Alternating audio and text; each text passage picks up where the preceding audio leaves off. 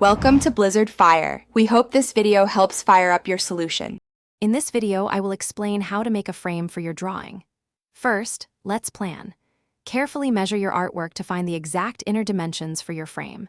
Next, select your material. Wood, metal, or even recycled cardboard are great options. Finally, consider the style that best complements your drawing and your space.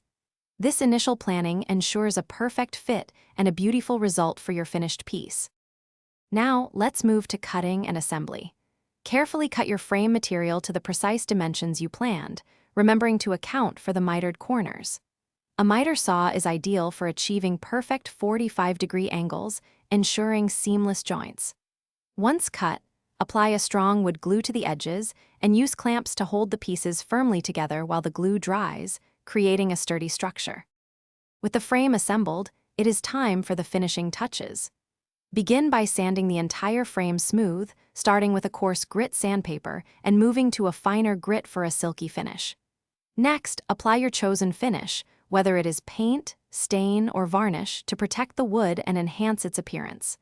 Finally, securely attach hanging hardware to the back, preparing your artwork for display. The final step is mounting your beautiful artwork. Gently place your drawing into the finished frame, making sure it is perfectly centered. Secure the artwork in place using frame points, flexible tabs, or a sturdy backing board. For added protection, you might consider adding a sheet of acrylic or glass over your drawing. Now, your framed masterpiece is ready to be admired and displayed proudly.